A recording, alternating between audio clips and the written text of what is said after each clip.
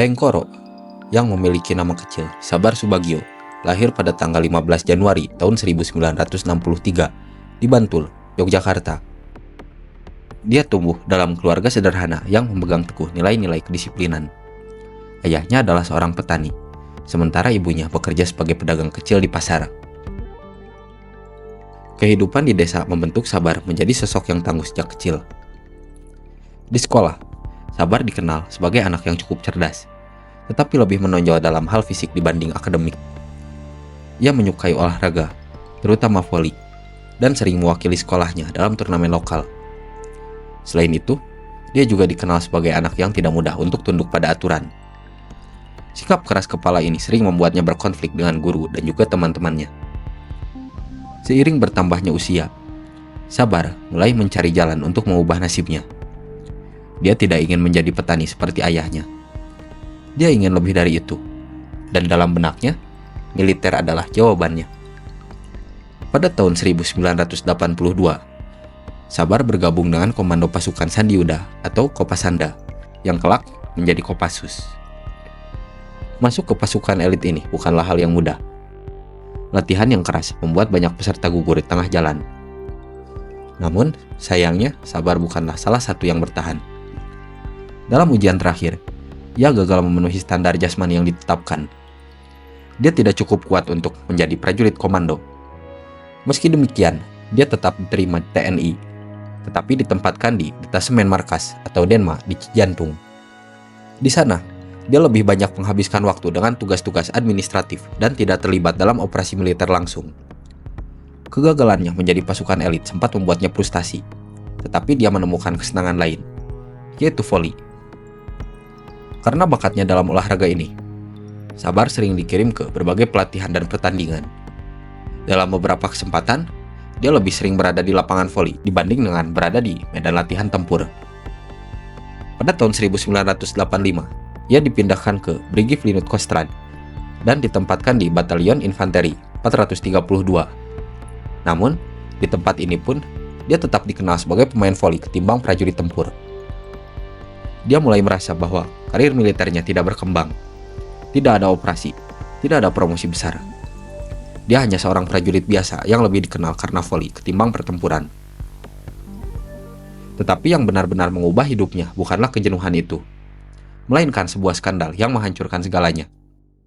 Pada tahun 1988, nama Sabar Subagio menjadi buah bibir di lingkungan militer. Dia tertangkap basah berzina dengan istri seorang prajurit lain. Sebuah pelanggaran berat yang dianggap sebagai pengkhianatan dalam dunia militer. Perselingkuhan ini bukan hanya sekedar rumor. Dia tertangkap basah.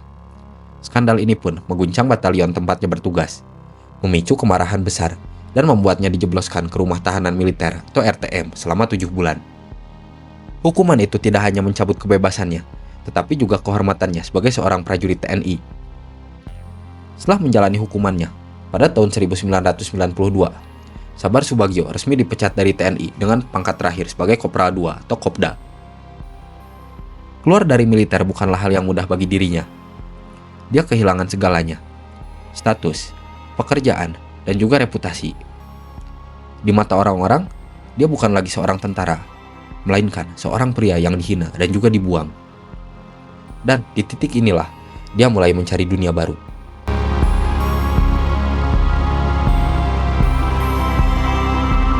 Keluar dari militer membuat Sabar merasa seperti orang yang tidak memiliki tempat di dunia. Dia mencoba berbagai pekerjaan serabutan, tetapi stigma buruknya terus mengikuti. Pada tahun 2007, dia bertemu dengan seorang pria bernama Santoso, yaitu seorang tokoh militan yang kelak akan menjadi pemimpin Mujahidin Indonesia Timur atau MIT. Mujahidin Indonesia Timur adalah sebuah kelompok militan Islam yang beroperasi di Poso, Sulawesi Tengah, Indonesia. Kelompok ini dipimpin oleh Abu Wardah, yang juga dikenal sebagai Santoso, hingga ia dihilangkan nyawanya oleh polisi Indonesia pada tanggal 18 Juli tahun 2016. Sepeninggal Santoso, kelompok tersebut dipimpin oleh Ali Kalora, hingga terbunuh pada tanggal 18 September tahun 2021. Kelompok ini telah berbaiat atau berjanji setia kepada ISIS. MIT dilarang oleh Dewan Keamanan Perserikatan Bangsa-Bangsa di bawah Komite Sanksi Al-Qaeda pada tanggal 29 September tahun 2015. Departemen Luar Negeri Amerika Serikat telah menetapkan MIT sebagai organisasi teroris. MIT sebagian besar melakukan operasinya di Sulawesi, namun mengancam akan menyerang sasaran di seluruh Indonesia. Operasi kelompok ini biasanya menghindari operasi yang dapat menyebabkan korban sipil, tapi dilaporkan terlibat dalam bentrokan antara Muslim dan Kristen di Provinsi Maluku antara tahun 1999 dan tahun 2002. Kelompok ini mendapatkan ketenaran setelah menculik, dan kemudian menghilangkan nyawa 2 petugas polisi pada bulan Oktober tahun 2012. Kedua petugas polisi tersebut diculik dan kemudian dihilangkan nyawanya ketika sedang mengintai daerah tersebut untuk kemungkinan adanya kegiatan teroris. Kedua jenazah tersebut ditemukan oleh regu pencari TNI yang dikerahkan setelah kedua petugas tersebut tidak dapat dihubungi. Selama operasi pencarian, Santoso mengejek pihak militer dan penegak hukum Indonesia. Kelompok tersebut diketahui telah menyiapkan jebakan untuk regu pencari militer Indonesia. Terlepas dari tindakan MIT dan kematian petugas polisi, upaya pencarian dan penyelamatan berkali-kali mampu menyudutkan MIT. Kembali lagi ke Daengkoro.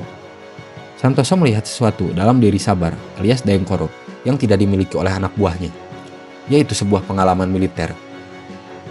Bagi Sabar atau Daengkoro, pertemuan ini bagaikan sebuah kesempatan kedua. Dia mulai melatih para anggota kelompok ini dalam strategi gerilya, penyergapan, dan teknik bertahan hidup di hutan. Ilmunya yang didapat dari militer menjadi sangat berguna bagi mereka. Dalam waktu yang singkat, dia menjadi orang kepercayaan Santoso. Namun, menjadi bagian dari kelompok ini berarti meninggalkan kehidupan lamanya sepenuhnya. Dia bukan lagi Sabar Subagio. Kini, dia dikenal dengan nama Daengkoro. Sebagai salah satu pemimpin di kelompok Mujahidin Indonesia Timur, Daengkoro berperan dalam berbagai aksi yang dilakukan oleh kelompok ini. Dia dikenal sebagai pelatih utama para anggota baru dan mengajarkan mereka teknik pertempuran yang lebih terorganisir. Kemampuannya dalam strategi militer menjadikannya sosok yang dihormati sekaligus ditakuti. Sebelumnya, MIT hanyalah sekumpulan mantan anggota milisi dan preman jalanan yang memiliki ambisi mendirikan kekhalifahan Islam di Indonesia. Mereka tidak memiliki strategi yang jelas dan seringkali melakukan aksi dengan cara yang kurang efektif. Namun, kehadiran Daengkoro mengubah segalanya. Sebagai mantan prajurit TNI, Daengkoro membawa sesuatu yang sangat berharga. Di antara lain, ilmu perang gerilya, taktik penyergapan dan juga sabotase. Kemudian, kemampuan bertahan hidup di hutan, dan strategi komunikasi militer. Santoso, yang memiliki ideologi kuat, tapi kurang pengalaman militer, melihat Daengkoro sebagai aset utama bagi kelompok Mujahidin Indonesia Timur. Dalam waktu yang singkat, Daengkoro diangkat menjadi komandan lapangan kelompok Mujahidin Indonesia Timur. Dia bertugas membangun pasukan menjadi lebih disiplin dan juga terlatih. Di antara tugas dan peran Daengkoro di MIT adalah melatih pasukan. Daengkoro melatih anggota Mujahidin Indonesia Timur dalam strategi perang gerilya, penggunaan senjata api, penyergapan, dan penyamaran di hutan. Dia juga mengajarkan cara membuat ranjau darat dan bom rakitan, yang kelak akan menjadi senjata utama kelompok Mujahidin Indonesia Timur dalam menghadapi pasukan keamanan. Tidak seperti kelompok radikal lainnya yang hanya mengandalkan serangan acak, Daengkoro membawa pendekatan militer yang lebih sistematis. Dia mengajarkan bagaimana melakukan serangan mendadak, melarikan diri tanpa terdeteksi, dan menggunakan medan hutan sebagai perlindungan. Dengan koneksi yang ia bangun selama bertahun-tahun, Daengkoro berhasil mendapatkan suplai senjata dan makanan dari berbagai sumber.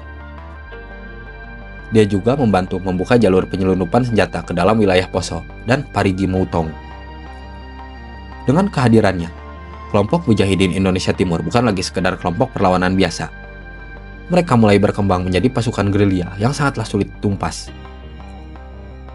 Di antara aksi-aksi dan juga serangan teror di bawah komando Daengkoro adalah antara lain penyergapan pos polisi di Palu pada tahun 2007. Serangan ini dilakukan untuk mendapatkan senjata dan menunjukkan eksistensi kelompok Mujahidin Indonesia Timur. Dengan menggunakan strategi penyergapan, Daengkoro memimpin serangan ke sebuah pos polisi di Palu Utara. Dalam serangan ini, 2 anggota polisi kehilangan nyawa, serta 1 lainnya terluka parah. Kemudian, kelompok Mujahidin Indonesia Timur berhasil merebut beberapa pucuk senjata dan juga amunisi. Setelah serangan, mereka kabur ke hutan sebelum bantuan tiba. Kemudian, aksi yang kedua adalah eksekusi mata-mata pada tahun 2009. Mulanya, kelompok Mujahidin Indonesia Timur mulai curiga adanya seorang informan pemerintah di antara mereka. Untuk memberi peringatan kepada masyarakat, Daeng Koro memimpin penculikan seorang warga desa yang diduga bekerja untuk Densus 88. Korban diinterogasi selama beberapa hari sebelum akhirnya dieksekusi di hutan. Tubuhnya ditemukan beberapa hari kemudian dengan luka tembak di kepala, sebagai peringatan kepada siapapun yang mencoba untuk mengkhianati kelompok ini. Kemudian, serangan konvoi militer di Poso pada tahun 2011. Dalam salah satu aksi terbesar kelompok Mujahidin Indonesia Timur, Daeng Koro merancang serangan terhadap konvoi militer yang sedang berpatroli di Poso. Menggunakan ranjau rakitan, mereka meledakkan kendaraan militer. Ketika pasukan dalam keadaan kacau, kelompok Mujahidin Indonesia Timur melakukan penyergapan dari dalam hutan. 2 tentara gugur, sementara 4 lainnya mengalami luka-luka. Serangan ini menunjukkan bahwa kelompok Mujahidin Indonesia Timur bukan lagi sebuah kelompok yang kecil, tetapi kelompok Mujahidin Indonesia Timur menjadi sebuah kelompok dengan kemampuan bertempur melawan pasukan negara. Saat pemerintah mulai meningkatkan operasi pemberantasan terorisme, Daeng Koro memilih bertahan dan melawan. Di Pegunungan Tambarana, kelompok Mujahidin Indonesia Timur menghadapi baku tembak selama lebih dari 5 jam dengan pasukan keamanan sebelum akhirnya melarikan diri ke dalam hutan. Serangan ini menegaskan bahwa mereka tidak akan menyerah dengan mudah. Namun, keberadaannya tidak luput dari perhatian aparat keamanan. Seiring dengan meningkatnya aktivitas kelompok ini, pasukan TNI dan juga Polri mulai memburunya. Pemerintah menganggapnya sebagai ancaman besar. Dia bukan sekedar anggota biasa, melainkan seorang yang memahami cara kerja militer dan mampu melatih para pemberontak menjadi lebih berbahaya. Daeng Koro kini bukan lagi seorang prajurit yang bertugas untuk membela negara. Dia telah berubah dengan drastis menjadi seorang musuh negara. Dan sejak saat itu, perburuan atas dirinya segera dimulai.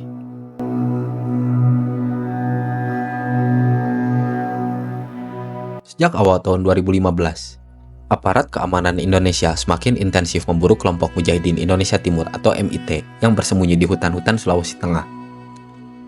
Setelah serangkaian operasi dan penyelidikan panjang, satu nama menjadi target utama, yaitu Daeng Koro. Sebagai mantan prajurit TNI yang berkhianat, Daeng Koro dikenal sebagai ahli perang gerilya yang sulit untuk ditangkap. Tapi, kali ini, aparat sudah semakin dekat. Setelah berbagai kegagalan dalam operasi sebelumnya, mereka yakin momen untuk menumpas Daeng Koro akhirnya tiba.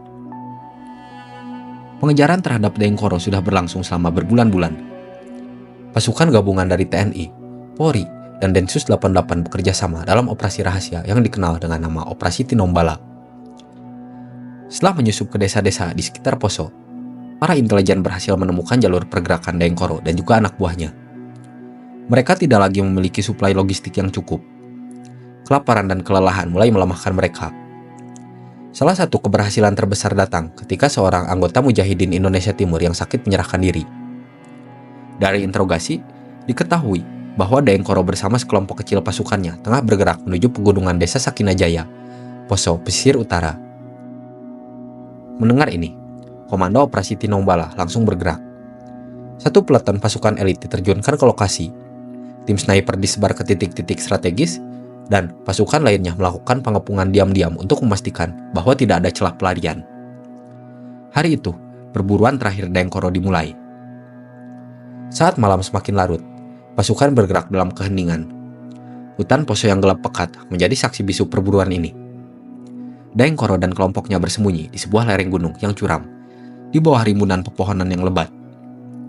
Pada pukul 3 dini hari, pasukan mulai mendekat. Komandan operasi memberikan instruksi. Jangan ada yang menyalakan lampu. Jangan buat suara sedikit pun. Kita pastikan target ada di dalam. Lalu, baru bergerak.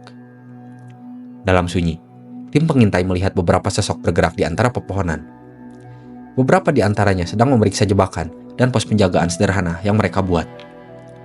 Ketika salah satu militan terlihat berjalan menjauh, komando langsung diberikan pesan. Target telah teridentifikasi. Semua unit bersiap untuk kontak senjata. Pada pukul 4.30 pagi, ketika fajar mulai menyingsing, pasukan menutup jarak. Dalam hitungan detik, suara tembakan pertama terdengar. Seorang anggota militan MIT tumbang seketika, terkena tembakan sniper dari kejauhan. Sontak, suasana berubah menjadi baku tembak sengit. Daengkoro dan anak buahnya bergegas mencari perlindungan di balik pepohonan, menembakkan senjata mereka secara sporadis ke arah pasukan. Tim Densus 88 membalas dengan tembakan terukur, memojokkan mereka ke satu sisi. Kemudian disusul dengan pasukan Brimob yang mulai maju perlahan, mengambil posisi strategis di balik semak-semak. Tim sniper tetap di posisi tinggi, memastikan setiap gerakan Daengkoro dan juga kelompoknya terpantau. Di tengah kekacauan, Daengkoro terlihat berlari ke sisi timur hutan, mencoba mencari jalur keluar. Beberapa pasukan segera mengejar, menyusuri jalur kecil yang membelah lereng gunung. Tapi, Daengkoro terlalu cepat. Dengan sisa tenaga yang ada, dia berlari menembus hutan, mencoba mencari jalur yang bisa membawanya keluar dari kepungan. Namun, di depan, sebuah tim sudah menunggu. Dalam situasi terpojok, Daengkoro mengangkat senjata dan menembak secara membabi buta. Kemudian pasukan membalas dengan tembakan bertubi-tubi, membuatnya kehilangan keseimbangan. Satu peluru mengenai pahanya, membuatnya tersungkur di tanah. Di detik-detik terakhir, ia masih mencoba mengangkat senjatanya, tetapi belum bisa menarik pelatuk. Kemudian, satu tembakan lagi menghantam dadanya. Dan pada akhirnya, Daengkoro tewas di tempat. Saat matahari mulai naik, pasukan mulai bergerak ke lokasi untuk memastikan tidak ada lagi ancaman. Jenazah Daengkoro ditemukan dalam kondisi bersimbah darah, dengan senjata masih tergenggam di tangannya. Setelah memastikan bahwa seluruh kelompoknya telah dilumpuhkan, pasukan mengevakuasi jenazah Daengkoro ke Poso. Berita kematiannya tersebar dengan cepat. Bagi kelompok Mujahidin Indonesia Timur, ini adalah pukulan telak. Santoso kehilangan salah satu komandan terbaiknya. Kemudian, moral pasukan kelompok Mujahidin Indonesia Timur menurun dengan drastis. Bahkan, beberapa anggota mulai menyerah dan memilih keluar dari hutan. Namun, meskipun Daengkoro telah tiada, perjuangan menumpas kelompok Mujahidin Indonesia Timur belum selesai. Perburuan terhadap Santoso dan sisa anggotanya masih terus berlanjut hingga bertahun-tahun setelahnya. Daengkoro atau Sabar Subagio dulunya adalah seorang prajurit TNI yang mengabdi kepada negara. Namun, keputusannya untuk berpaling dan memilih jalan terorisme membawanya pada akhir yang sangat tragis. Daengkoro, sang ahli perang gerilya, akhirnya kalah dalam pertempuran terakhirnya. Dengan tewasnya dia, Indonesia mengambil satu langkah lebih dekat menuju kedamaian. Namun, perjuangan melawan terorisme tidak berakhir di sini. Sebab, selagi masih ada mereka yang memiliki kekerasan dan juga paham yang radikal, maka negara akan selalu hadir untuk menghentikannya.